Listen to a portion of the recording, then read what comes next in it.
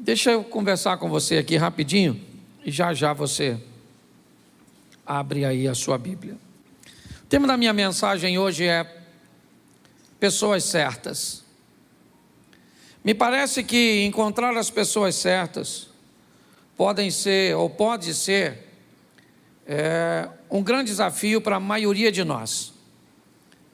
Aqueles que já tiveram experiência de se conectar com pessoas erradas ao longo da sua caminhada, hoje pode estar optando por uma vida no estilo carreira solo. Eu prefiro andar sozinho, fazer tudo sozinho. Quando nós olhamos e temos um entendimento que provavelmente hoje, pela sua vida, algumas pessoas passaram e provavelmente, talvez hoje você não tenha se conectado a nenhuma delas, em alguns momentos e situações, inevitavelmente pessoas se conectam a você, à sua empresa, aos seus negócios, à sua família, ao seu ministério. E todas as vezes que essa conexão se estabelece, é muito importante nós entendermos que tipo de pessoa está se aproximando de nós, está se conectando. Porque se nos conectarmos a pessoas certas, inevitavelmente o nosso futuro vai ser bênção. Eu vou te dar um exemplo aqui hoje. Há uns anos atrás, eu fui convidado a pregar num culto na Assembleia de Deus da Penha. E nesse culto da Assembleia de Deus da Penha, quem tinha me convidado era a Eixe, lá na época, ela dirigia um trabalho meu com a Fernanda Brum. E lá naquele culto, o pastor Paulo Roberto estava sentado. Eu não conhecia o pastor Paulo, eu já tinha ido pregar na igreja dele uma vez, e a vez que eu tive lá, ele não estava presente. Mas no final do culto, ele me fez uma abordagem para que eu fosse pregar na igreja dele. E aí eu disse que já tinha ido lá, que o pastor Márcio Orlando tinha me levado. E ali nós estabelecemos uma conexão, que já deve ter aí quase 15 anos isso. E quando eu me conectei ao ministério dele, em Monte Oreb, ali eu fazia ministério batista, e fui para lá. Lá eu fui consagrado pastor, lá eu pastoreei uma igreja pela primeira vez, na Barra da Tijuca, certo? E de lá nós criamos uma conexão, foi através dele que eu acabei tendo amizade com o Tuninho, que hoje, que já é amigo dele, antigo. Quando você se conecta a pessoas certas, quando você vai olhar para o seu futuro, e talvez você só descubra isso quando chegar lá, você vai ter um entendimento da importância, do significado dessas pessoas. Ao mesmo tempo, eu vou mostrar para você hoje o problema de se conectar a pessoas erradas. Por quê? Porque me parece que existem pessoas certas para todas as fases da nossa vida. Por exemplo, nós estamos na escola, nos estudos, e quando nos conectamos, você pode notar, quando há uma conexão com pessoas estudiosas, pessoas dedicadas, pessoas que mesmo numa idade tão precoce, conseguem vislumbrar um futuro, conseguem já idealizar um panorama de crescimento para a sua vida, inevitavelmente, se você se associa a essas pessoas, quando você olhar lá na frente, você vai ter resultados extraordinários. Quando você entende o valor das amizades, quem já não, como já foi falado aqui hoje, criou 2, 3 filhos, 4 filhos, 2, 3 deram certo, de repente um deu errado, caminhou para uma área que não deveria. Onde foi que eu me equivoquei? Eu treinei os 3 no mesmo ambiente, o mesmo pai, o mesmo DNA, o mesmo bairro, tudo direitinho. Provavelmente pode ter ocorrido de um desses filhos ter se aliançado a pessoas erradas, e por se conectar com pessoas erradas, ele começou a usar drogas, entrou no caminho da bandidagem, ou se distanciou de uma família que tinha um compromisso em viver no altar. Quando eu olho para também a minha vida de trabalho ou profissional, eu também descubro que se eu me associar a pessoas certas, se eu receber influência, quando eu vou olhar para as literaturas, o que eu leio, eu vou descobrir que autores podem ser autores certos e leituras certíssimas para que eu possa desenvolver em todas as áreas da minha vida, independente aí da área literária, né? Quando nós olhamos, por exemplo, na igreja, entramos na igreja e se nos associarmos a pessoas erradas, pastor, tem pessoa errada na igreja, tem pessoa errada em todo lugar. Às vezes, você senta do lado de alguém que não quer cultuar, que quer ficar no celular o tempo inteiro, que está dormindo, que está conversando, que belisca você. Isso é a pessoa errada para você sentar do lado. A não ser que se você for um evangelista nato, poderoso, que aí você vai lá, desliga o celular em nome de Jesus Cristo Nazareno. Eu vou orar para ele queimar, vou ver o demônio está em você. Isso. Que aí você não precisa levantar, quem levanta é a pessoa. Ok? Isso. Tem pessoas certas também para casar. Ô pastor, o senhor já falou que não tem pessoa certa? Não, tem pessoa certa. O que é uma pessoa certa para se casar? Uma pessoa flexível, que esteja capaz de mudar. Então, para todas as fases da nossa vida, e me parece, gente, que a vida é uma jornada para se fazer em grupo. Me parece que a vida não é uma carreira solo para você viver sozinho. Quem vive sozinho, primeiro, é gente que tentou amar todo mundo. Pare que essa... corrigindo. Gente que tentou gostar de todo mundo. Amar, você ama todo mundo. Gostar, não dá para gostar de todo mundo, porque tem gente que não encaixa contigo. Entendeu? Pastor, tem gente que o senhor não gosta. O senhor trata mal? É lógico que não. O senhor abençoa? Claro que abençoa. Se precisar do senhor, o senhor ajuda? Claro que ajuda. Vai na minha casa? Só se eu não convidar. Aí se aparecer lá, até entra. Agora, se depender de eu falar, vai lá na minha casa. Não, paz do Senhor, querido. Louvado seja Deus. Vamos morar no mesmo céu. E aí nós vamos sentar junto quando nós chegarmos lá. Deus abençoe, vai para a sua patota que eu vou para a minha. Pastor, você quer amar todo mundo? Quem começa querendo amar todo mundo, acaba não amando isso, porque se aborrece.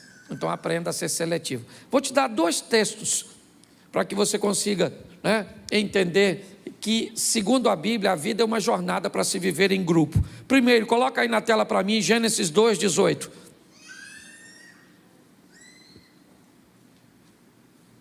Gênesis 2:18.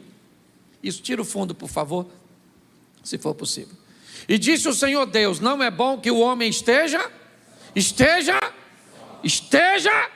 e vai fazer o quê? Uma mulher, sim ou não? E agora tem quantas pessoas? E já está bom? Não. Senão a mulher não tinha filho. Os 2 viviam sozinhos para sempre. Olha que maravilha. Sem criança para perturbar os remelentos.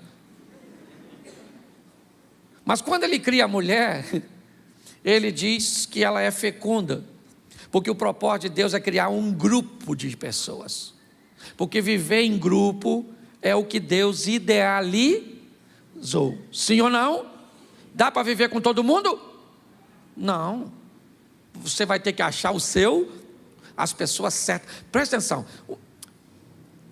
Talvez a palavra não seja a pessoa certa, porque se tem a pessoa certa, tem a pessoa errada. Mas foi a palavra que eu encontrei e não vou mudar ela agora. Ok? A pessoa que não é para o seu convívio, ela pode servir perfeitamente num outro convívio. Exemplo, quem aqui gosta de futebol, levanta a mão. Isso aí, olha que beleza. Quem aqui não gosta de futebol, mas gosta, por exemplo, de frequentar a academia todo dia? Olha que beleza. Nossa! Sangue, o sedentarismo entrou por aquela porta no culto hoje. Eu vou de novo para de repente eu peguei você desprevenido. Meu Senhor, e eu achando que eu era o único. Meu Senhor, esse dia eu estava dirigindo, fui pegar um negócio atrás do carro, e fiquei, freiei, estacionei, eu falei, Jesus do céu. Mas quem é que gosta de uma academia todo dia? Levanta a mão. Ó, melhorou muito não. Deixa eu te falar. Então, normalmente, o que você vai fazer? Nós buscamos nossos relacionamentos por afinidade. Quando eu digo pessoa certa, é aquela pessoa que tem afinidade com você, que gosta de coisas, que traz proximidade. Pessoas certas. Ok? É isso que eu quero que você entenda. E Deus diz que não é bom que as pessoas vivam sozinhas. Tem que ter gente. Eu sei que tem os... oh meu Deus, me ajude, aglutinado e dispersivo. O dispersivo que não gosta muito de gente. Eu já expliquei isso numa mensagem minha. Casa de aglutinado, casa de aglutinado. O muro é baixo, o cachorro não morde, o portão não tem tranca, janela aberta, som ligado. Se chegar a qualquer hora, tem comida. Sim ou não? Isso, casa de dispersivo. O muro é alto, cerca elétrica, campainha, tudo fechado. Certo? Ou seja, o propósito é não receber ninguém. Então eu sei que tem gente que gosta mais de gente e tem gente que tem pavor de gente. Mas na ótica de Deus, nós fomos criados para viver em grupo. É mais ou menos como subir uma montanha. Ninguém sobe uma montanha, não sei se for louco, sozinho. É um grupo e de preferência com conexões, certo? Com cordas que liguem um ao outro. Segundo texto, Eclesiastes 4:9. Vamos lá, Eclesiastes 4:9. Melhor é serem dois do que... Porque tem melhor paga no seu trabalho, o texto continua. Vamos lá. Porque se um cair, o outro levanta o seu companheiro. Mas, ai do que estiver só, pois caindo, não haverá outro que o levante. O texto continua. Também se dois dormirem juntos, eles se aquentarão, mas um só, como se aquentará? Olha só, e se alguém quiser prevalecer contra um, os dois lhe resistirão. O cordão de 3 dobras não se quebra tão depressa. Olhe para mim, então já deu para ver que segundo a Bíblia o negócio é viver em grupo. Posso ouvir um amém? Então se tu está nessa vibe de ficar dentro desse quarto com o seu computador, sozinho, só tendo contato virtual com os outros, gritando com o computador, certo? Você vai ficar louco. Tem que ter gente para lidar com você. Para quê? Para você selecionar. Esse cabe na minha vida, esse não cabe. Esse eu viajo, mas não empresto dinheiro. Esse eu empresto dinheiro, mas não viajo. Esse frequenta a minha casa. Esse frequenta a casa mais distante da minha. E assim nós vamos criando Você consegue entender? Então eu vou te mostrar agora 3 exemplos rapidinho de gente que se conectaram com pessoas certas. Ok? Depois eu vou te mostrar só 2 erradas, vai ser rapidinho, com anestesia. Quando você vê, já terminou. Bom, nessa parte da minha mensagem, o tema é: quase que eu voltei leproso. Mas foi um cisco para eu voltar leproso. E eu vou te mostrar esse texto. Segundo livro dos Reis, capítulo 5, verso 2. Segundo livro dos Reis, 5:2. Preste atenção. Saíram tropas da Síria e da terra de Israel e levaram uma menina, ou presa uma menina, que ficou ao serviço da mulher de Naamã. Preste atenção. Nós temos uma conexão sendo estabelecida. Uma menina se muda de Israel para a Síria, para Damasco, para viver na casa do comandante do exército, do rei da Síria, que era leproso, Naamã. Ok? Inevitavelmente essa menina vai se conectar com a mulher de Naamã. E ela vai começar a trazer uma esperança no ambiente que a esperança não existia. E ela começa a dizer naquela casa que há cura para algo que não tem cura. Por quê? Porque aquela menina veio de longe, ela vinha de outras conexões, e as conexões que ela trazia com ela na sua mente, dizia para ela que Deus tinha poder para curar coisas que a Síria não conhece cura. E ao se conectar com esta menina, não é difícil de entender, porque a Bíblia diz, porque o Senhor dera livramento aos sírios, e Senhor com palavra maiúscula, o que indica que Deus era com Naamã, mesmo ele sendo estrangeiro. Nós vamos descobrir que Naamã começa a fazer conexões, impulsionado pela conexão da menina. Ele vai fazer uma viagem de Damasco a Samaria, provavelmente a Dotã, a casa onde residia Eliseu, em território samaritano. E ali ele vai bem acompanhado. Se Naamã é amado pelos sírios por causa de suas conquistas militares, ele é odiado pelas nações vizinhas, pelo grande estrategista que é. Enquanto os sírios querem que Naamã tenha vida longa, os inimigos da Síria querem que Naamã morra. Então Naamã não pode se dar o luxo de fazer uma viagem sem seu exército lhe protegendo, a não ser que ele seja altamente seletivo nas pessoas que vão acompanhá-lo. Ele precisa de homens fortes, valentes, aptos para defendê-lo naquela viagem. Então, inevitavelmente, ele não pode pegar todo o exército, até porque a Síria fica desguarnecida, e não faz sentido.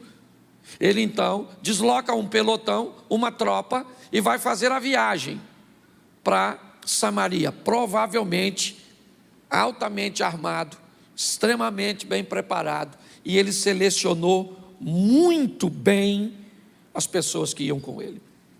Ao longo da sua viagem, Naamã começa a enfrentar percalços, desafios, desencontros, situações que lhe traziam desânimo, que diziam para ele que ele não iria alcançar. Ele vai parar diante do rei de Israel, que rasga suas vestes, que a lepra de Naamã é exposta a Israel, e eu não sei como é que ele entra na presença do rei leproso, porque ele só entrou porque a Síria havia vencido Israel, porque quando Israel olhava para um leproso, ele gritava de longe, saía correndo. Mas quem ele é? Ele é Naamã, ele é o comandante do exército que venceu Israel. Talvez por isso, e por trazer a carta do monarca que governava tudo, o rei da Síria, ele tem acesso ao rei. Mas ali o rei diz para ele: eu não posso fazer nada para você, porque eu não sou Deus. E Naamã recebe um impacto. E ele agora vai da presença do rei para a casa de Eliseu. Põe para mim o verso 13, desse mesmo 5:13. Quando ele chega na casa de Eliseu, Eliseu não o recebe, e diz o moço que trabalha com ele, Eliseu, manda Naamã mergulhar no rio Jordão, um rio sujo, próximo à cidade.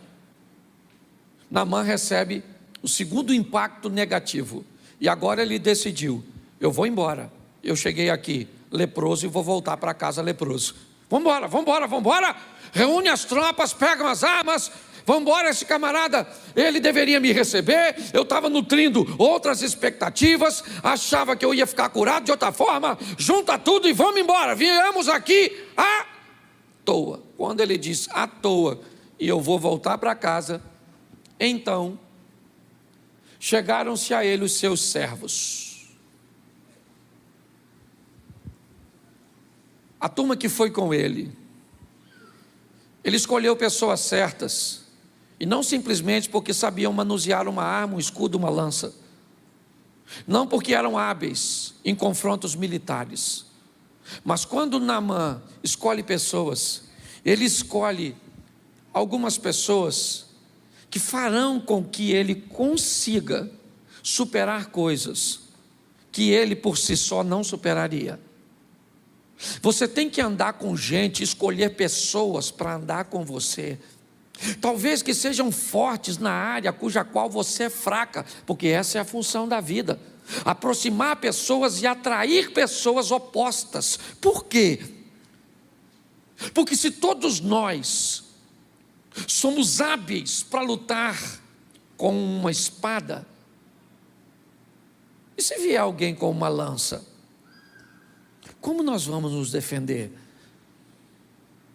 Mas quando eu me alianço com alguém que gosta muito de uma lança, eu digo: nossa, mas você é diferente de mim, eu gosto de espada e você de lança, mas vamos juntos, porque se vier alguém com uma espada, se vier alguém com lança, quando ele leva esses homens, muito mais do que carregarem uma espada, eles carregavam um espírito, e é isso, uma mentalidade. Então, quando ele está dizendo eu vou embora, ele não vai embora leproso por um fio. Ele já está cansado, desgastado, a fim de ir embora, chateado, aborrecido, porque está assim de gente, que quando enfrenta suas adversidades e não tem ninguém para dizer: oh, acorda meu irmão, vamos embora, não desanima não, vamos lá rapaz, vamos embora meu pai, olha só, meu pai, vamos lá, se o profeta te disser alguma grande coisa, porventura você não faria, quanto mais dizendo: lava-te e ficarás purificado, vamos lá Naamã, vamos lá Naamã. E o Naamã falou: vamos lá então, vamos lá. Ele estava a fim de ir embora. Para de andar com pangaré, Zé Rosquinha, Zé Ruela, cabeça de bagre, gente que só olha para o caos. Para com isso, seja seletivo, chame gente para andar com você, que vai dizer para você: vamos embora, vamos embora, vamos embora. Ah, meu filho, minha mulher está terrível, sério, mulher é tudo igual, separei da minha ano passado, arrumei outra, mesma coisa, sabe, casamento é assim mesmo, mulher é complicado. Ah, a minha empresa está falindo, menino, a minha faliu. Pare para pensar, eu gosto desse camarada porque ele ia voltar para casa leproso, sim ou não?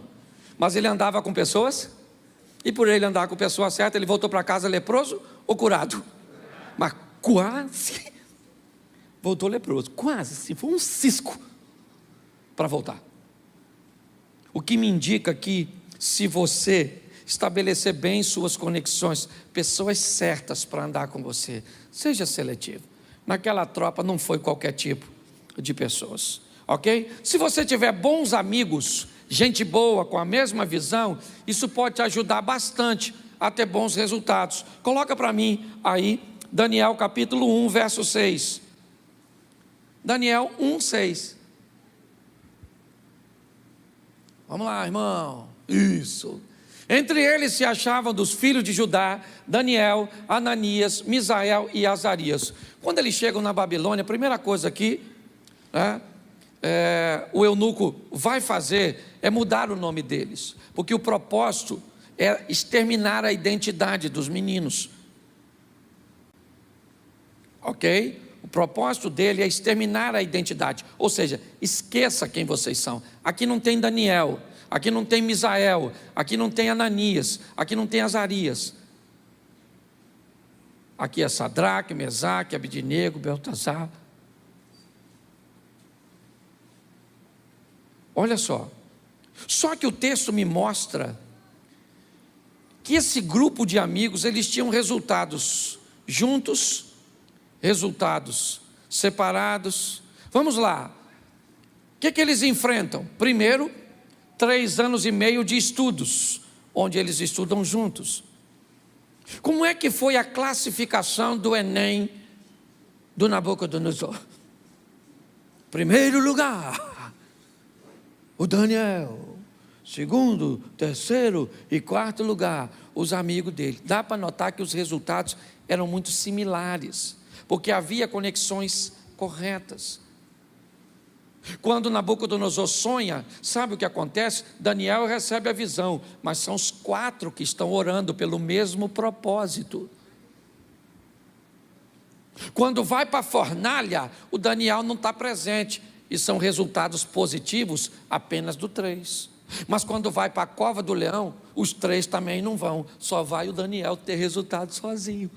porque eles eram bons para obter resultados sozinhos, eles eram bons para ter resultados separados, mas eram boas companhias, e isso fazia deles pessoas de sucesso. Por quê? Porque traziam para perto de si conexões corretas. Agora presta atenção, porque às vezes, no meio de companhias corretas também tem incorreta. O grupo às vezes é meio eclético, e você vai ter que ter sensibilidade, maturidade para fazer a leitura. Dá um pulinho lá em Números 13:1 e dá uma olhadinha nesse texto. Números 13, verso 1. Falou o Senhor a Moisés, dizendo: envia homens que espiem a terra de Canaã, que eu hei de dar aos filhos de Israel. De cada tribo de seus pais enviareis um homem, sendo cada qual maioral entre eles. Preste atenção que aqui está um processo seletivo. Deus está dizendo a Moisés: pega um homem de cada tribo, mas escolha alguém que seja capaz, que seja confiável, que vá trazer uma informação para a tribo cuja qual ele representa, uma informação que seja, ou que tenha credibilidade, ou seja, não podia ser qualquer um. E aí, o que acontece? Vão para lá 12 homens, para espiar a terra. Quantos homens foram? 12. Bota o verso, o capítulo 14, verso 6. 14:6, é aí mesmo nos números. Josué, filho de Nun, e Caleb, filho de Jefoné, dos que espiaram a terra, rasgaram as suas vestes. Olhe para mim, foram quantos? Quantos? 12. Dos 12 que foram 12. 10 voltaram e falaram: aí Moisés, vou falar uma coisa para você e para a turma aí toda. A terra é boa, o fruto é grande, a terra é maneira, mana leite e mel. Aí irmão, mas se tu vê o tamanho dos caras que moram lá, não vai rolar não, meu irmão. Os caras são grandão, forte, poderoso. Nós somos, ó, desse tamanzinho. 10 camaradas falando isso. Aí o Caleb e o Josué falou: ô! Qual é, maluco? Que parada é essa? Ih, tá doido, rapaz? Deus vai nos dar essa terra. Se Deus for conosco, rapaz, nós vamos lá, nós vamos entrar lá, nós vamos arrebentar a boca. O bagulho é doido, maluco. Numa linguagem carioca, ok? O que é isso? Isso é um grupo de pessoas ecléticas. Tem gente boa e tem gente ruim no mesmo grupo. E tu tem que aprender a selecionar. Ó, na igreja tem gente tão ruim, mas tão ruim, que se o diabo aparecer aqui e me pedir referência para levar, eu não dou. Estou falando sério. O diabo falar comigo assim: Cláudio, eu vou levar aquele ali para o inferno? Acho melhor rever. É melhor tu deixar para Jesus, que é mais poderoso que tu. Isso aí vai gerar confusão lá. Sim. É muito importante nós entendermos. Você chega num ambiente, aprenda a selecionar pessoas. Cuidado com a frasezinha: se é amigo de fulano, é meu também. Cuidado com, conheci agora, ó, gente boa, viu? Nossa, uma pessoa extraordinária. Como é que é o nome dele? Não, ainda não sei. Mas como é que é tão bom assim se você não sabe nada do outro? Tem gente que basta ter uma boa aparênciazinha para entrar na sua vida. E se te pegar distraído, então, meu filho, aí faz uma arruaça. E não pensa: ó, eu que sou um cara vigilante, há um tempo atrás eu fiz um Pix de R$ 2.460 na conta de uma pessoa, achando que era meu filho. Porque o cara me mandou uma imagem lá, eu olhei: pai, falei: oh meu Deus, é meu filho. Não perdi o dinheiro? Olhei e falei: Cláudio, nossa, tu tá bobo demais da conta. Basta te pegar você distraído. Aprenda a selecionar. Gente boa perto de você. Posso ouvir um amém? Amém. Agora, se a gente tem gente boa fazendo você viver milagres, você vencer desafio, ficar curado, entrar na terra prometida, porque na terra prometida só entrou o Josué e o restante. Fala assim comigo: se lascou. Entendeu? Cuidado com a voz do povo, é a voz de Deus. Menino, cuidado com esse jargão, certo? Cuidado com isso. Agora deixa eu te mostrar só 2 exemplos aqui de gente que se conectou com gente errada, só para você ver o que dá. Não que você não saiba, é só para me conseguir ganhar tempo para terminar a palavra. Conselhos ou opiniões. Deixa eu te explicar uma coisa. Hoje eu tive o privilégio de ficar aproximadamente 2 horas conversando com 2 conselheiros. Pastor, qual é a diferença de conselho e opinião? É que opinião te dá quem não tem preparo nenhum, quem não tem conhecimento nenhum, quem não tem habilidade nenhuma. E conselho te dá quem é preparado, quem tem experiência. Entendeu? Se você está com problema no casamento, não peça opinião, não peça opinião, não peça opinião. Arrume alguém para te dar aí você pede opinião. Qual a sua opinião? Não quero. Opinião é assim, ó, Flamengo vai jogar amanhã. Qual a sua opinião? Aí eu quero só uma opinião. Mas olha, eu tenho 5 mil reais, queria fazer um investimento. O que eu peço, opinião ou conselho? Claro, só se eu for louco para pedir opinião. O que você acha? Joga na vaca no jogo do bicho. Aí o que vai dar? Burro na cabeça. Você consegue entender? Eu vou mostrar para você agora a oportunidade que esse cara teve de conseguir um conselho, mas infelizmente ele optou por ficar com uma opinião. Gente errada cruzando seu caminho, porque gente cruza seu caminho o tempo inteiro. Coloca aí, 1º livro dos Reis, capítulo 12, verso 6.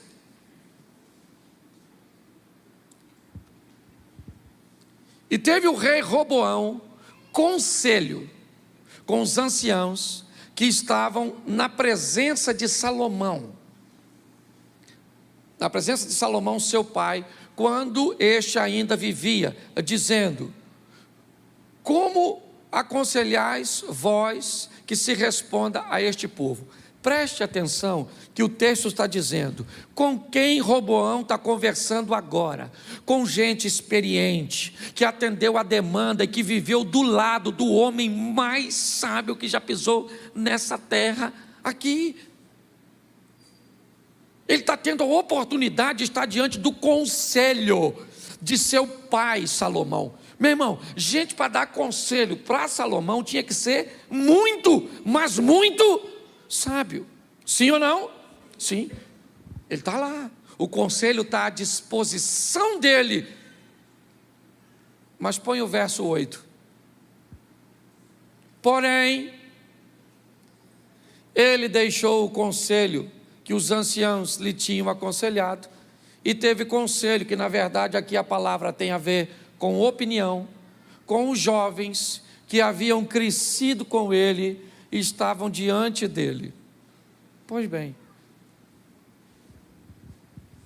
o reino desse camarada vai ser dividido já já. Sabe por quê? Porque se aliançou com gente errada. É muito importante você entender, cuidado com as opiniões, principalmente para que você encare. Estou namorando esse menino, o que o senhor acha? Não acho nada, não conheço o garoto. O menino é isso, menino trabalhador, bonito, inteligente, crente, fiel, de boa família. Solteiro? Nossa, ninguém nunca viu esse garoto? Onde ele está? Numa caverna? É parente do Bin Laden? Opinião? Não. Um conselheiro não vai dizer. O que ele vai dizer? Chama esse menino para tomar um café aqui com a gente. Senta aí, garoto. Você é filho de quem? Mora onde? Mão na cabeça? Você está entendendo? Está assim de gente, se conectando com pessoas erradas, tomando opiniões como conselhos, tomando decisões mais altamente influentes no seu futuro, de qualquer maneira. Segundo exemplo, para me terminar, o tema desse aqui é um jantar indigesto. Um cara que foi só comer uma comidinha. Isso é um exemplo claríssimo para os gordinhos, para a turma que gosta de comer. Num jantar ele quase se lascou, porque foi se aliançar com gente errada. Coloca aí 2 Crônicas. Aprenda, eu tenho falado isso direto. Tem gente que só faz parte da sua agenda. Tem gente que é para restaurante. Tem gente que não é para comer na sua casa. Tem gente que é só para futebol. Tem gente que é só para pescaria. Tem amigas que é só para shopping. Pare de pegar gente da sua agenda e colocar no seu destino. Aprenda isso o mais rápido possível. 2 Crônicas 18:3. 2 Crônicas 18:3. Porque Acabe, rei de Israel, disse a Josafá, rei de Judá: irás tu comigo a Ramot de Gileade? E ele disse: como tu és, serei eu, e o meu povo como o teu povo. Seremos contigo nessa guerra. Presta atenção. Eu não me lembro agora a filha de quem que casou com quem. Nós estamos diante do rei do norte e o rei do sul. Um reinando em Israel, capital Samaria, o outro reinando em Judá, no sul, com capital Jerusalém. Que reino é esse, pastor? O reino que Roboão dividiu quando aceitou o conselho dos jovens. Por isso que dividiu. O que está acontecendo agora aqui é mais uma vez um problema. Aí há uma conexão entre um desobediente e um obediente, e um honesto e um dissimulado. Pessoas com destinos totalmente diferentes se conectando. E Josafá vai fazer uma visita a Acabe para um jantar, para uma refeição. Acabe já não vinha muito bem das pernas na sua gestão, já vinha enfrentando algumas dificuldades, perdendo algumas guerras, perdendo alguns territórios, e dentre esses territórios estava Ramot de Gileade, uma cidade que ele considerava extremamente importante, até porque o era.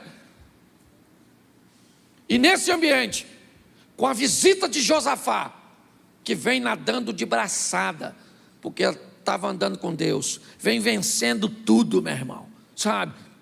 Camisa vermelha e preta, o cara vinha, perdia lá uma vez ou outra, um negocinho assim, para quem sabe ler um pinga letra. E na verdade só fiz isso para brincar com ele, que é vascaíno.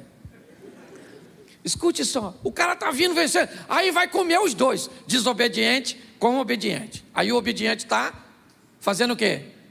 Comendo. E o desobediente? Falando. Aí, comida boa? Ô Josafá. Ah, Josafá, estou aqui pensando, sabe? Estou a fim de ir lá guerrear contra Ramot de Gileade para tomar aquela cidade que é nossa. Que nossa. Você não vai comigo? Josafá falou: claro que eu vou, já devia ter bebido alguma coisa. Claro que eu vou. Meu povo vai ser seu povo, meu cavaleiro vai ser seu cavaleiro. Mas Josafá falou assim: ô Acabe, não dá para a gente perguntar aí a Deus? Acabe falou: claro, ainda eu sou bom uns profetinhos aí, o restante minha mulher matou. O cara que é casado com a mulher que mata profeta, tu come com um cara desse? Seja franco. Só se você for doido. Não, Acabe é gente boa. Quem é a mulher dele? A Jeza. Mulher doidona. Gente, tem coisa que a pergunta não é se vai dar errado, é só quando. Que vai dar errado a gente já sabe. Esse dia eu fui dar um conselho para um casal que queria casar. Aí sentei numa churrascaria, olhei para ele, olhei para ela. Vocês vão casar? Eu falei: eu acho melhor vocês não casar não. Aí ela já me olhou assim, ó. Falei: olha, o divórcio de vocês vai ser muito pior que o casamento. Sabe o que fez? Ela isolou ele de mim, Não deixou ele falar mais comigo. Casou. Eu vi pela internet. Falei, nossa, casamento bonito. Fui convidado, não. Aí me perguntaram, você não foi convidado? Falei, fui não. Mas na hora eu falei comigo, mas vou ser convidado para o divórcio. Nossa, pastor, eu sou amaldiçoado. Nunca, não tem boca para amaldiçoar ninguém, que é isso? Que é doido? Já viu esses pastores que o membro vai sair da igreja? Ah, você vai? Ah, você vai. Vai. Você vai ver o que vai acontecer. Você é louco, rapaz. Você vai, que Deus te abençoe, que te prospere, em nome de Jesus. Você vai ficar bem, eu vou ficar bem, porque Deus está no controle da nossa vida. É assim. Mas voltando aqui. O telefone tocou uns meses. Pastor, estou me divorciando. Eu falei, ah? Legal. Aí eu vi que ele ficou meio chateado. Como assim? Eu falei, nossa, meu filho, eu não sou sua mulher, não sou nada seu, eu não sou um conselheiro, mas eu vou te falar uma das frases que minha mulher mais fala comigo quando algo acontece, e que me dá uma raiva terrível, mas eu tenho que escutar, e agora você vai escutar. Eu te avisei, eu te falei. Ah, perturbar outro. Você está rindo, mas é sério. Tem coisa, gente, que é só fazer a leitura. Aí sabe o que acontece? Olha só, o cara é casado com uma mulher que mata. E que tipo de profeta ela mata? Só profeta do Senhor. Não mata os profetinhas de Baal, de Azera, não mata nada. É a tal da maluca lá. Aí o que aconteceu? Olha só. Vieram os profetas tudo. Aí o Acabe, a mulher dele mata. A mulher dele mata. Então o que os profetas que vêm têm? Medo da matadora do profeta. Aí o Acabe falou, e aí, estão aí com o meu amigão aqui, Josafá, gente boa, né, Josafá? Beleza. Vamos lá contra Ramó de Gileade para aquela guerra e nós vamos ganhar. Vamos ganhar ou não vamos? O profeta falou, estão ganhando já, meu. 3-1 para vocês. Pode ir. Aí Josafá começou a ficar meio assim, né? Josafá falou, Acabe, tem mais nenhum profeta aí de Deus não, pai? Acabe falou, tem um tal aí de Micaías, mas vou logo avisando para tu, Josafá. O cara não fala nada de bom a meu respeito. Pensa um cara que não gosta de mim. Josafá falou, não fala assim de profeta, rapaz. Não, o cara é ruim mesmo. Aí foram lá na casa do Micaías, falou, aí Mica, escuta só. Todo mundo está falando que o Josafá vai ganhar com o Acabe. Você chega lá e fala a mesma coisa. Micaías falou, deixa comigo. Chegou lá. Acabe falou, e aí, Micaías, tudo bom? Ele falou, bom, sim, senhor. Majestade, estou indo na batalha, vou ganhar ou não vou? Eu imagino que ele falou assim, vai, claro que vai ganhar. Já ganhou. Aí o Josafá interrompeu e falou, Micaías, fala a verdade. É para ir ou para não ir? Micaías falou, é para falar a verdade para o senhor? Eu falo, para ele não fala não. Vocês vão perder, rapaz. Vocês vão sair correndo. Isso vai ser uma vergonha. Aí Acabe falou, não falei para tu, quem não gosta de mim? Não falei para tu? Prende ele agora! Bota pão e água. E quando eu voltar da guerra, eu vou resolver com ele. Micaías, antes de ir embora, falou assim, dá licença, um minutinho. Aí Acabe, se tu voltar da guerra, eu não sou profeta. Você vai, mas morre lá. Levaram Micaías preso. Aí o Acabe falou com Josafá assim, Josafá, estava pensando aqui comigo. Ó, Josafá, eu não vou vestido de rei nessa batalha não. Eu vou de soldado, que eu estou querendo assim entrar no vucu-vucu. Só que o rei inimigo deu uma ordem para todos os seus soldados, não mate ninguém a não ser o rei. O que tiver com veste real. Quem é que vai para a guerra com veste real? O Josafá. Quando ele entra na batalha, que alguém olha, quem é aquele lá? O rei. O nego falou, esquece todo mundo e pega ele. Corre atrás do Josafá, e o Josafá no cavalinho dele, pocotó, e toma atrás do Josafá, e pocotó, e toma o Josafá. Aí ele começa a falar, Senhor! Aí alguém falou, não é o Acabe não, é o Josafá. Josafá, caraca, maluco. O cavalo já estava. E o Acabe, vestidinho de soldado. Aí tinha um cara lá que estava assim meio inexperiente, mexendo com um arco. Disparou sem querer. Se você acha que no Rio tem bala perdida, acabou de ver uma flecha perdida. Menina, a flecha foi no peitinho. Adivinha de quem? Do Acabe. Um acidente de percurso, morreu. Josafá com a cargo de uma comidinha. Você está rindo, mas é sério. Eu fico lendo a Bíblia, eu morro de rir, eu morro de rir, eu morro de rir. Escute o que eu quero te falar nessa noite.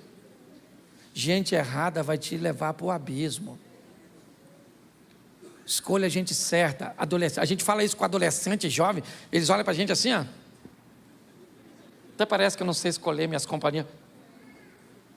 Não sabe escolher nada, rapaz. Assistindo Chiquitita aí, achando que sabe tudo da vida. Falo mesmo. Você vai, às vezes vai aconselhar, parece até um oráculo. Sabe? Lembra do He-Man, a feiticeira? Ah, vai para o castelo. Poxa. O assunto é sério, gente. É a nossa vida que está em jogo. Você viu aqui o que nós fizemos? Desde o início, você viu a palavra. Como é que nós estamos ministrando? Ninguém está querendo governar seu voo. Nós estamos apenas querendo te oferecer uma cartinha. Sabe?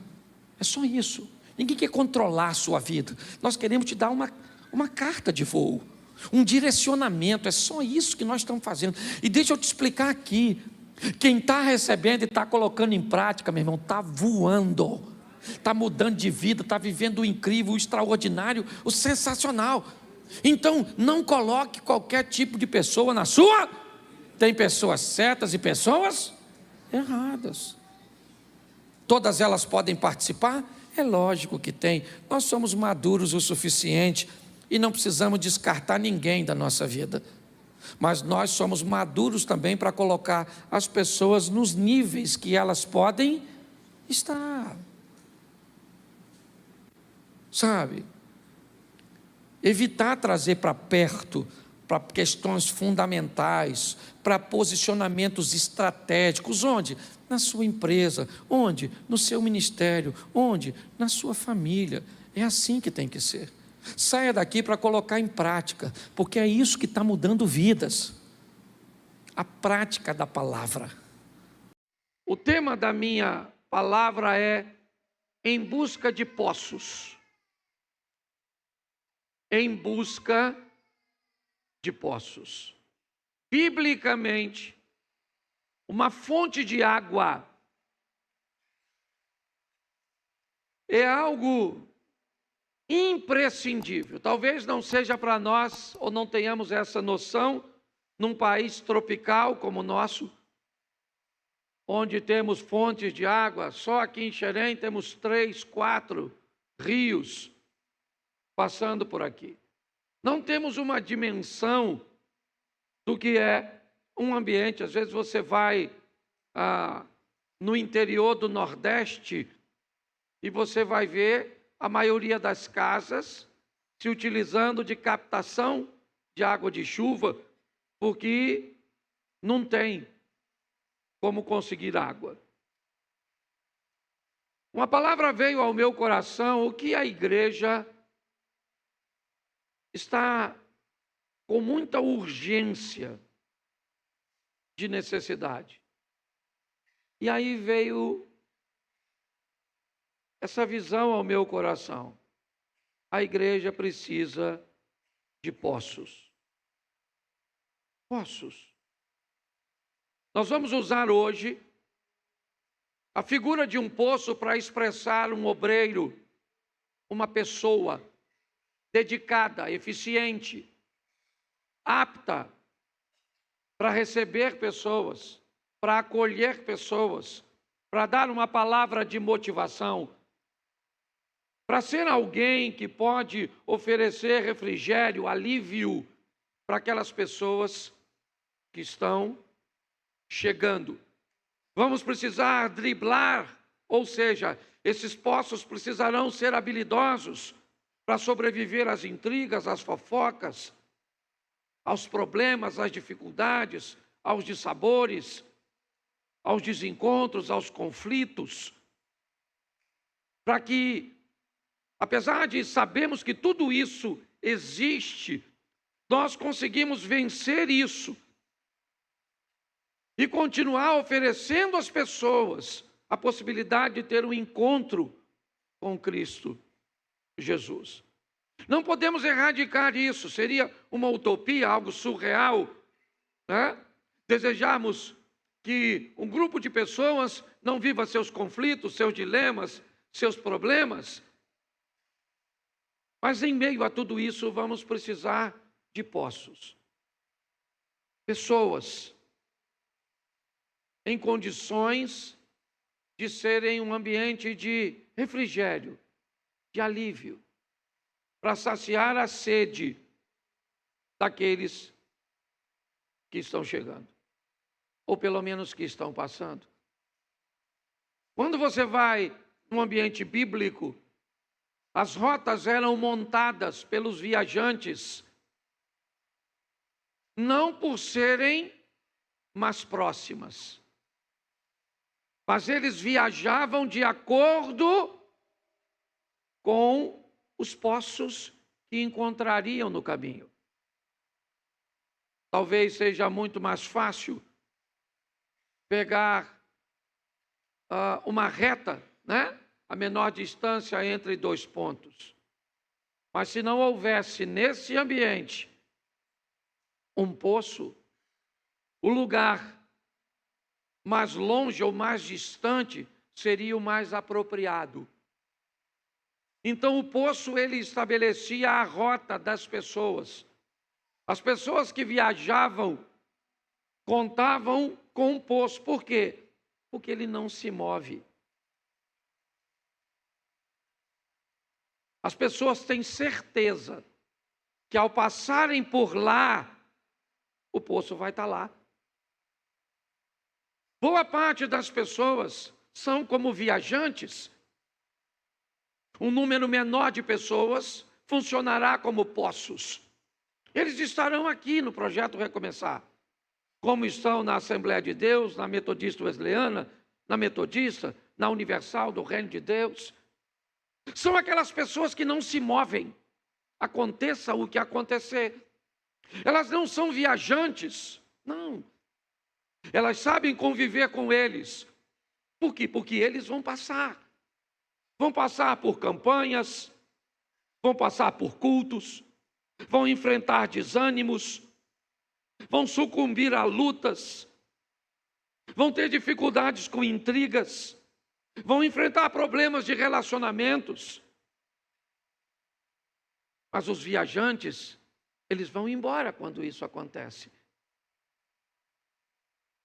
Eles diminuem a frequência, mudam a maneira de se relacionar com a igreja. Os poços não. Os poços, eles vão prosseguir no mesmo lugar. Eles vão estar aqui hoje, eles vão estar aqui daqui a 5 anos, eles vão estar aqui daqui a 10 anos. Enquanto eles estiverem vivos, eles vão estar, porque eles não podem se dar o luxo. E o mais interessante de tudo isso é que os viajantes sabem. E muitas vezes, quando vão partir dos poços, podem até partir levando uma imagem negativa para outro lugar. Mas é muito comum, depois de um tempo, quando tiver sede novamente, ou passar um outro nível de dificuldade, ele sabe onde o poço está, onde o trabalho de oração está. Ele sabe onde a pessoa do ensino está presente. Ele vai voltar. E nós precisamos sobreviver a isso. Entender que quanto mais poços tivermos na igreja, ou seja, quanto mais pessoas estivermos prontas para sobreviver a todas as adversidades, aptas para animar a si mesmo e aos outros, porque animar os outros ou motivar os outros é mais fácil, muitas vezes, do que animar a si próprio. Essa é a grande questão. Então, se tivermos mais gente desse tipo, desse modelo na igreja, pessoas fortes, firmes, prontas a permanecer, às vezes com um nível alto de água, às vezes com um nível baixíssimo, porque o poço não tem água de si mesmo, ele depende de um lençol freático, certo? Para fazer com que a sua água apareça. Mas ele está ali. E aqueles que estiverem passando poderão saciar sua sede nele, receber um alívio. Ok? E depois talvez vão embora. Para onde? Para a vida. Para onde? Para outra agência do reino. E os poços? Os poços vão continuar onde sempre estiveram, esperando a chegada do próximo viajante. Então eu separei alguns textos bíblicos, porque até agora a exposição é minha, mas agora nós vamos dar uma olhada em alguns poços na Bíblia. Quando você vai fazer a viagem do Egito até Israel, as paradas, os oásis, certo? Os resorts, eles estão sempre posicionados num lugar onde tem água. Você anda 3, 4 horas no deserto sem observar quase nada. Algumas poucas árvores que conseguem sobreviver com o mínimo possível de água retirada do solo. E outras conseguem apenas retirar o pouco que precisam para sobreviver das madrugadas frias. Mas eu quero mostrar a vocês alguns poços. E o primeiro é Gênesis, capítulo 21, verso 19. Põe para mim, por favor. E abriu-lhe Deus os olhos, e viu um poço de água, e foi encher o odre de água, e deu de beber ao menino. Feche os seus olhos. Senhor nosso Deus e Pai, em nome de Jesus, eis aqui a tua palavra, continua falando conosco e usa-me como um canal de bênção nesta hora, em nome de Jesus. Você pode dizer amém? Preste atenção nessa história. É a história de uma mulher, seu nome Agar. Ela está muito longe de sua terra natal. Ela não pediu para estar vivendo aquilo ali. Quando Abraão enfrenta uma fome, para fugir da fome ele desce ao Egito. E ao passar no Egito, ou ele comprou essa mulher como escrava, ou ele ganhou essa mulher de presente de alguém. A egípcia Agar é dada como uma escrava para trabalhar para a família de Abraão. E ela viaja com eles. Ninguém lhe perguntou se ela queria ir. Ninguém perguntou se ela estava afim de ir. Ela não tinha direito de escolha, porque nem sempre a vida vai te dar.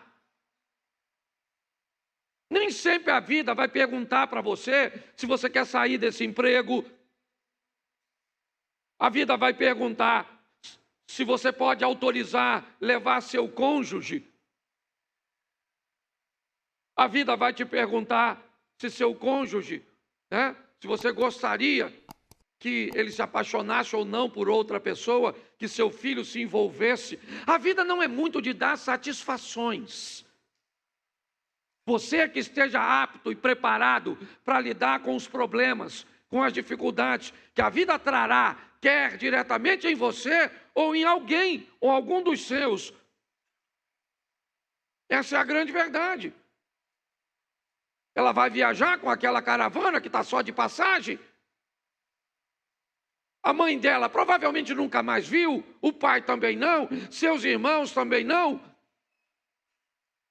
Não é uma vida fácil, mas as coisas me parece que vão melhorar. Pois a patroa quer oferecer a essa estrangeira algum nível de benefício.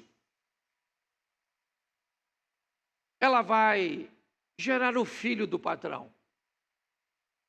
Isso coloca a estrangeira numa posição melhor. E agora a Agar se sente valorizada. Ela vai deitar com o patrão, vai amamentar o filho do patrão.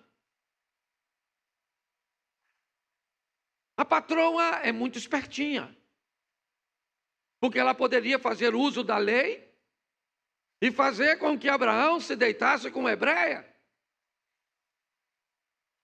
Havia até um pretexto na lei, mas isso daria problema para Sara. Então ela prefere uma estrangeira para não criar muito vínculo. O que me parece é que Sara já pensa que Agar é algo descartável.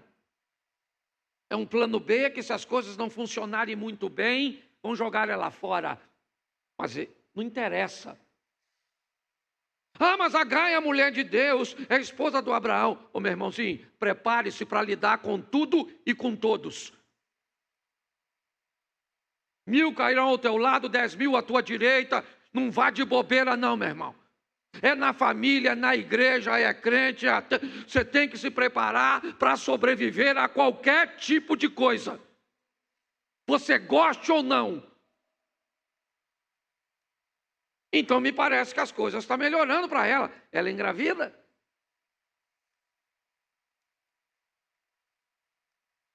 Mas a patroa ficou enciumada. A escrava achou que agora era um pouquinho mais, era só um pouquinho, só. Mas a patroa não gostou. E pior, pior no contexto da situação, a patroa engravidou. Contrariando a expectativa, 89 anos. A desgramada da velha. Engravida. Certo? E quem engravidou? Um velhinho de 100. A Bíblia é fantástica. Se nós olhar para uns homens de hoje, o cara tem 30, não pega nada. Ele pega Covid. Escute só, olhe para mim. Agora o menino nasceu. O garotinho da egípcia já tem 13 anos de idade, já é um rapazinho. As coisas foram desenrolando, Isaac foi crescendo, o filho de Sara. E Abraão resolve dar uma festa. E parece que uma mudança de ciclo na vida do menino, que sai da amamentação. E nesse momento, o irmão mais velho, que já é quase um jovenzinho, faz uma brincadeira. E não foi uma brincadeira que Sara gostou. Então Sara diz para Abraão: manda essa mulher embora. Provavelmente, se não me falha a memória, Berseba. Algo que não é muito longe de Jericó, mas é muito longe do Egito. De ônibus hoje, de Berseba ao Cairo, nós vamos botar aí 7 horas de ônibus. Para uma mulher fazer uma viagem dessa, com um garoto, o negócio não vai ser fácil. As coisas estão ruins para essa mulher. Abraão coloca Agar e o garoto para fora. O que ele leva? Um pouco de pão e um odre de água. Para ir para onde, meu irmão? Você me tirou da minha casa, me tirou da minha família. Que história é essa? Eu preciso que você entenda, não quero te mostrar nada espiritual nisso, porque por detrás disso está uma promessa de Deus, e aquele que prometeu é fiel para cumprir. Eu só preciso que você entenda que se você gosta de promessa, precisa ser resistente para sobreviver até o tempo que ela vai se cumprir. senão é mole. Você tem promessa? Tem, mas tem que ser valente para sobreviver. Tem que ser forte para permanecer de pé. Tem que ficar firme, porque o negócio não é fácil. Tem uma festa na casa do seu pai. E seu pai te colocou para fora. E você não é um garotinho, não. Você tem 17 anos, aproximadamente. Você sabe muito bem que você foi rejeitado. Aquela mulher sabe que não pediu para estar lá. Por que a Bíblia está contando isso? Porque isso é para gente forte, não é para banana. Isso é para gente firme. Por que a Bíblia diz que 1000 cai ao teu lado, 10.000 cai à direita, e você não é atingido? Isso não é para qualquer um, isso é para gente forte. Então, aconteça o que acontecer, você precisa sobreviver. Sobreviva um divórcio, sobreviva uma perseguição, sobreviva uma doença, sobreviva uma injúria, sobreviva. A vida não é para os fracos. O que ela está agora? Aguardando a morte.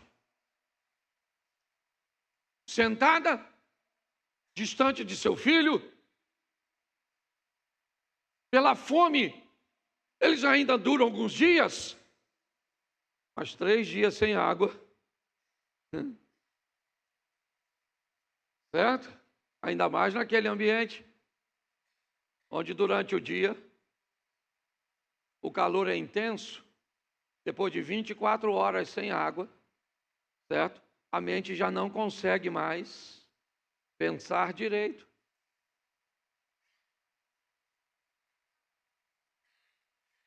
Mas sabe, as coisas não estão bem para Agar, não. A água acabou, talvez ainda tenha comida, eu não sei. Ela bota o menino distante, não tem ninguém para pedir ajuda, não tem ninguém para pedir uma carona, não tem ninguém para pedir um copo d'água. Então está ruim demais. Ela está esperando o filho cair, ou talvez ela cair, desidratada. Eu confesso a você que eu não conheço ninguém. Conhece alguém que morreu de sede? Eu já ouvi falar de gente que tomou água demais e morreu afogado, morreu queimado. Já ouvi falar de gente que morreu de fome, mas eu nem sei como é que é morrer de sede. Nunca ouvi falar disso. A mente dela está confusa. Quem morre primeiro, eu ou meu filho? Mas o texto em que lemos disse que Deus lhe abriu os olhos. Deus fez o quê? E abriu os. E o que ela viu? O que ela viu? Bom, então me ajude aí. O poço já estava lá, sim ou não? Deus fez o poço aparecer. Deus fez com que ela visse o poço que já estava. Por que ela não via? Talvez por causa da dor, da decepção, da tristeza, da angústia. Ela não via. O poço era a solução para ela, sim ou não? Mas ela via a solução? Não. Então Deus abriu os olhos. Naquele momento, o que é o poço? O poço é a provisão. O poço de Agar é o poço da provisão. Porque nós precisamos, na igreja, de pessoas que hajam como provedores. Em diversas áreas, o Jonathan falou aqui da parte financeira, mas nós também ouvimos aqui a palavra do Eduardo falando da campanha, motivando. Nós precisamos de poços aqui, de pessoas que são ou que trazem consigo a provisão, seja ela financeira para alguns com condições de fazer as coisas funcionarem de forma econômica, seja com o seu ânimo, com a sua fé. As pessoas aptas para receber os sedentos que estão morrendo de sede e que não conseguem enxergar uma solução. E você, muitas vezes, pode se tornar este poço. Alguém que pode solucionar com uma informação, com um abraço, com um carinho, com uma oração, com uma atenção, com uma coisa simples. Mas não se engane, temos muitos viajantes e poucos poços. Essa é a grande verdade. Boa parte das pessoas estão envoltas nas intrigas, nos problemas, conversando com seus passados, com suas feridas, lambendo suas chagas. Mas alguns de nós não têm tempo para isso. Alguns de nós não podemos nos dar o luxo dessa frescura. Aconteça o que acontecer, nós vamos estar firme, forte. Muitas vezes querendo ir embora, querendo desistir. Mas nós sabemos quem somos, o que somos. Então Agar agora enxerga um poço. Porque Deus abriu os olhos dela. E ela conseguiu enxergar algo que já estava ali, mas ela não via antes. Nós precisamos de pessoas que funcionem como provisão. Estejam aqui prontas para dar uma direção para alguém, um conselho. E aprenda uma coisa, meus irmãos. Quando você conversa com alguém, você pode falar com ela em duas instâncias: aos ouvidos e ao coração.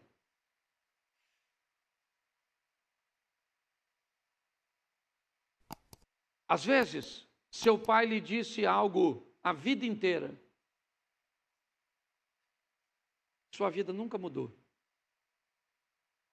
Um dia você vai num treinamento, está numa sala de aula, está num bate-papo com um amigo, e aquele amigo te diz exatamente o que o seu pai lhe disse a vida inteira, e finalmente você mudou de vida.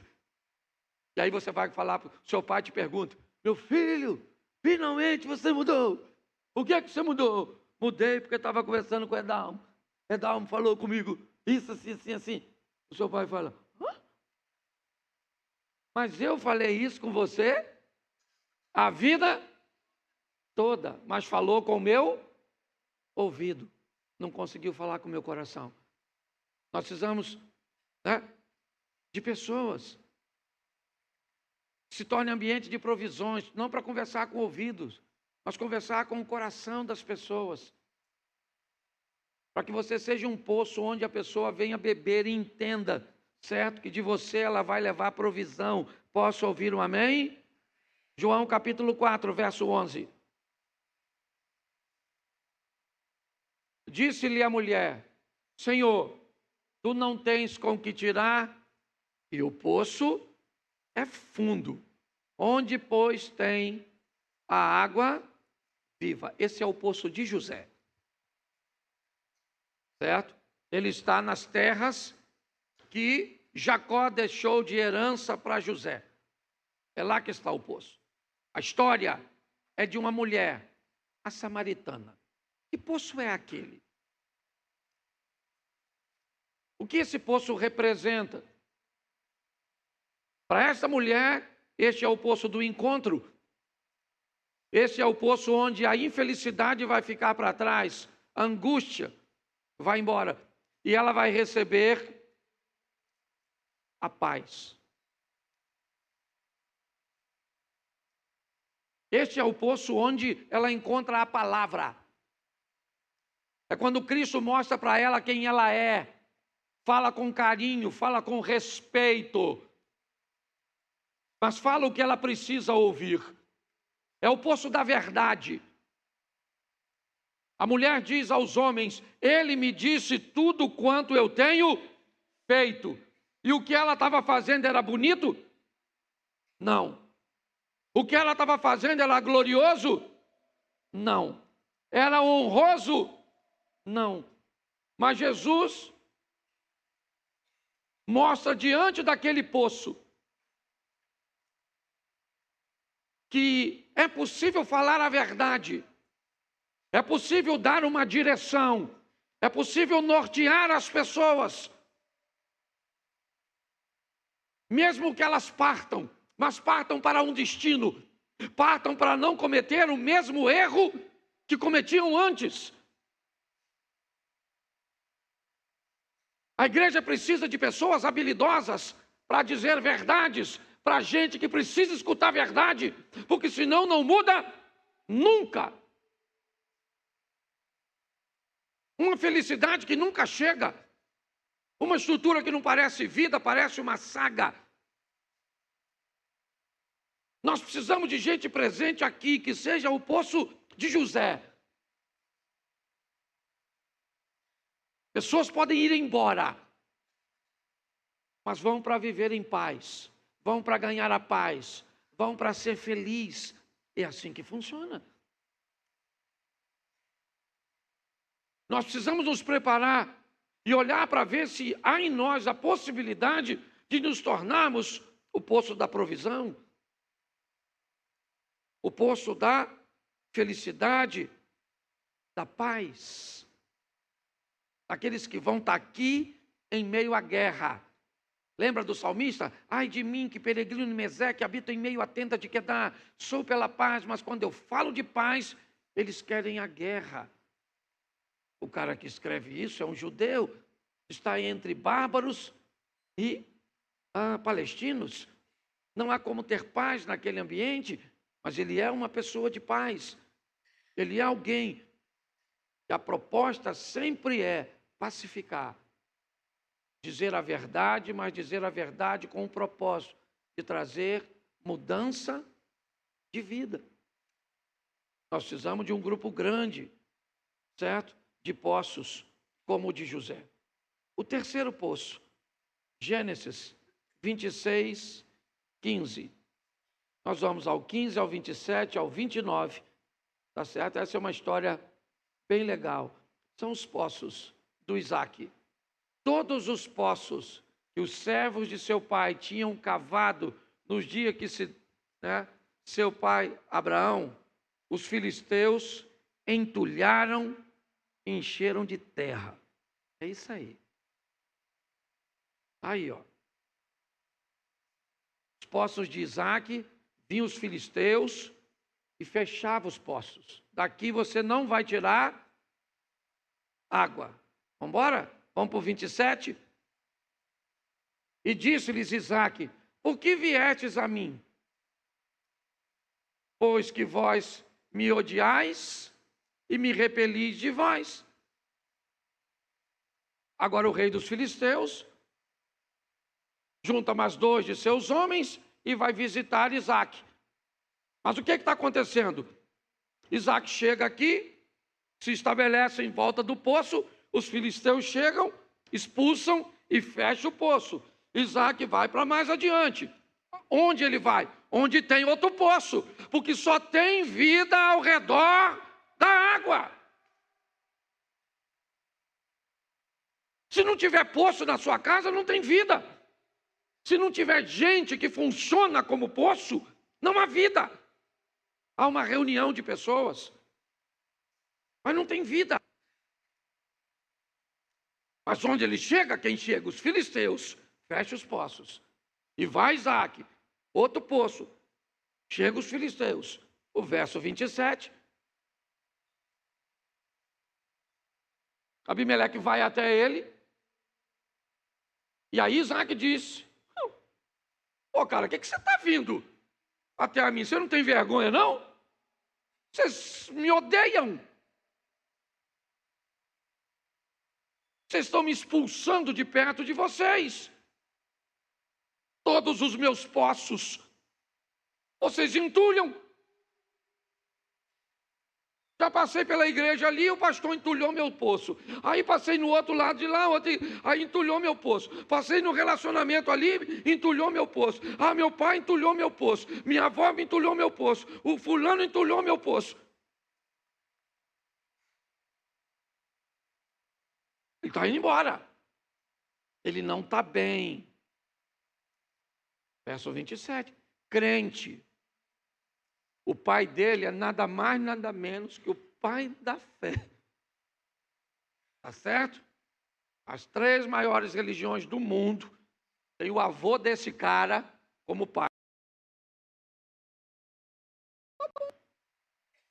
Ele falou: o que você vem a mim?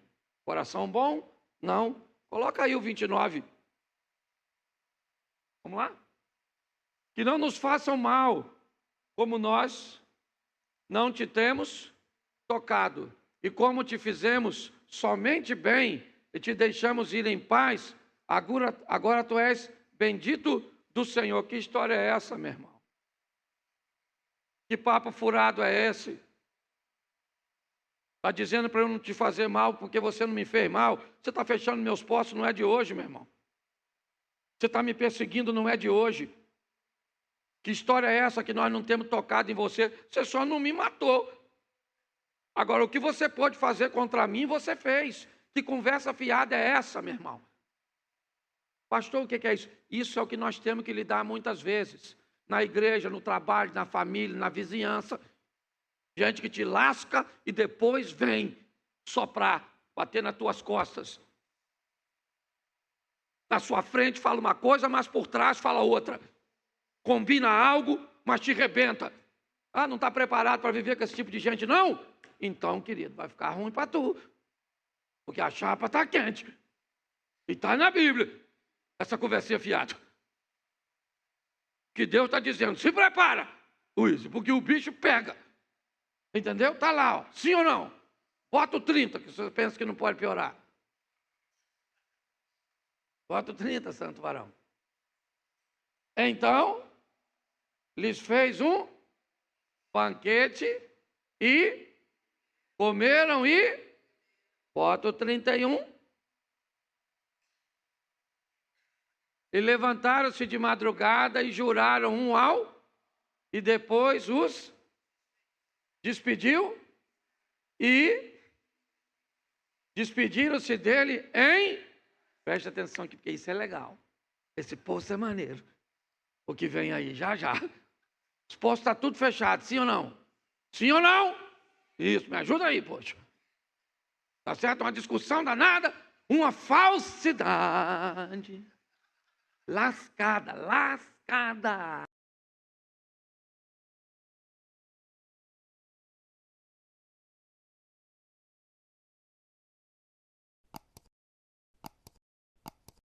Tem marido falso, sim ou não? Tem filho falso, sim ou não? Tem mulher falsa, sim ou não? Tem. Falei mais forte só para aborrecer a mulher. Tá certo? Falso, tem gente falsa, falsário. Certo? Aí, sentaram numa mesa e fizeram uma comida. Sei. Ambiente bom para consertar as coisas, viu? Aliás, pensa num ambiente bom para resolver as coisas, tem comida. Não é de hoje. Comida está em tudo. Se comunicar com os orixás. Põe comida. É. Fui até para outra religião, olha que beleza. Tá certo? É. Bota lá a comida nas encruzilhadas, bota o negócio. Certo? Isso aí. Rei Arthur ia fazer suas incursões, fazia seus jantares na tábua redonda. Todo mundo comendo.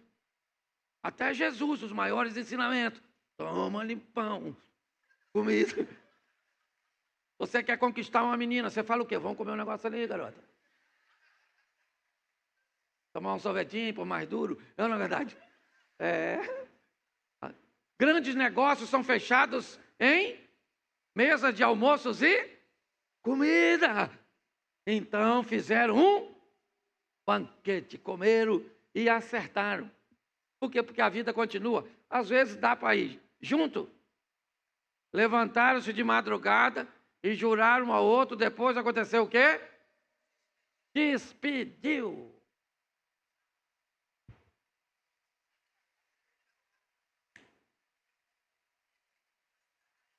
Vazar. Tem gente que tem que ir mesmo, porque é só para um período da sua vida. Mas tem que ir, hein? tem que ir em paz. Porque Isaac tem água, sim ou não? Isaac tem água nessa ocasião, sim ou não? Não, os poços estão tudo fechadinho. Mas resolveu o problema, sim ou não? Sim ou não? Me ajude, gente.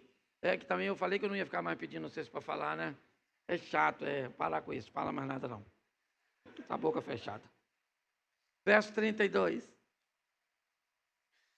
E aconteceu naquele mesmo, quando? De madrugada, o quê? Eu falei que não ia falar e estou perguntando. Um vício. Eu estou viciado nesse negócio. Não fala nada, você fica quieto. Se eu pedir, você não fala, tá bom? Então, escute só. Naquele mesmo dia, na madrugada, ou seja, durante a noite anterior, eles sentaram, comeram, beberam, resolveram falar, desabafar, falar da falsidade de tudo, certo? E aí tiveram uma comida gostosa, foram dormir, levantou de madrugada, falou, beleza, tchau. Naquele mesmo dia, que vieram os servos de Isaac e anunciaram-lhe acerca do negócio do poço que tinham cavado e disseram-lhe, temos achado água. Esse é o poço que nos mostra a perseguição, mágoa e perdão. E você precisa estar preparado para receber gente que chega aqui, perseguido, magoado, com dificuldade de perdoar outras pessoas e a si mesmo. É assim que funciona. Onde tiver poços, onde tiver pessoas que são capazes de fazer isso, a água, o refrigério, a vida vai aparecer. É poço demais, só vou falar mais dois. Êxodo 7, 24. Coloca aí, por favor. Todos os egípcios cavaram poços junto ao rio para beberem água, porquanto não podiam beber da água do rio. Essa é a praga onde a água do Nilo se torna em sangue. Toda a água que havia saído diretamente do Nilo, estivesse a água na botija, na cisterna, certo? Onde a água tivesse, se ela saiu do Nilo, a praga que transformou a água em sangue ou numa cor avermelhada, mas sem condições de beber, tá certo? Não necessariamente o sangue, ok? Provavelmente não tem como ser isso. Você sabe, você entende um pouquinho o que o sangue faria, certo? Ele iria coagular, não tinha como, certo? Mas é um vermelho de cor ruim, ok? Tóxico, que matou os peixes, que era impuro. E agora os egípcios estão com um problema. Nós vamos beber de onde? O que nós vamos fazer? Não tem água no Egito, com aquele rio imenso passando e o pessoal morrendo de sede. O que é o poço agora? O poço do Egito é o poço da solução. Eles precisam solucionar o problema, entendeu, Bruno? Precisa solucionar, precisa resolver. Se resolver, se a resolução for o que você gostaria que fosse, se o desfecho fosse segundo o seu modelo, seria bom demais. Seria bom demais. Mas quem garante a você que vai ser segundo seu modelo?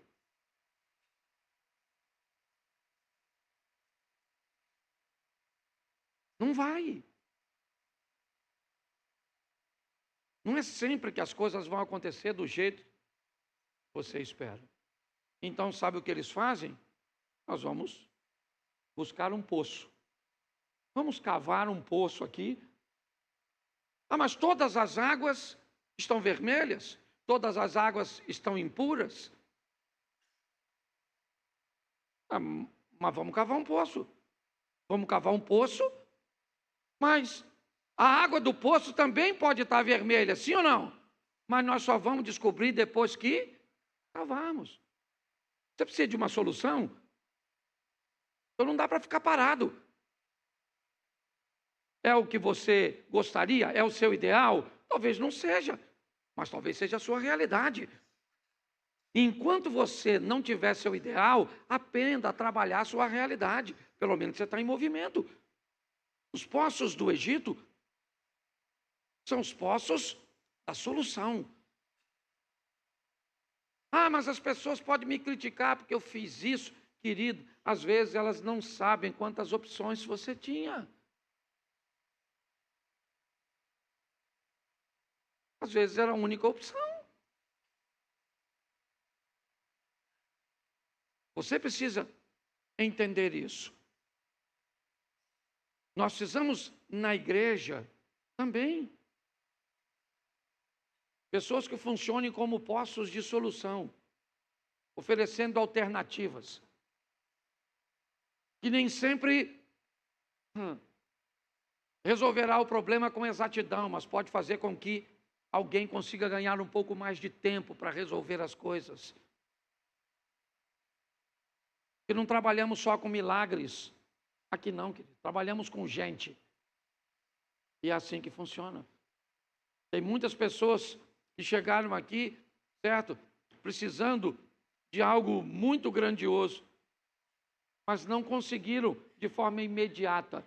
Mas tiveram que sobreviver àquele período e não desistirem. Por último, e eu encerro aqui.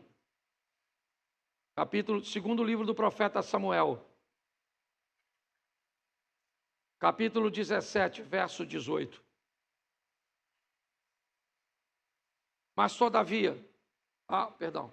Mas viu-os todavia um moço e avisou a Absalão. Porém, ambos logo partiram apressadamente e entraram na casa de um homem em Baurim, o qual tinha um poço no seu pátio, e ali dentro desceram Jonatas e Aimás. São os dois homens que são caçados por Absalão, por manter uma aliança com Davi. O poço de Baurim é um poço que oferece abrigo. Está no pátio da casa do homem, né? O local é Baurim, o nome do poço não fala, que você pode colocar você, se quiser, como dono desse poço, ou como o próprio poço. E quando os dois estão ali, Absalão chega na casa para procurá-los. Os dois resolvem descer no poço. Uma mulher coloca uma tampa, joga umas cascas por cima da tampa, de forma com que Absalão e seus homens não conseguem identificar o poço. E naquele momento, aqueles homens são abrigados, são protegidos, estão escondidos.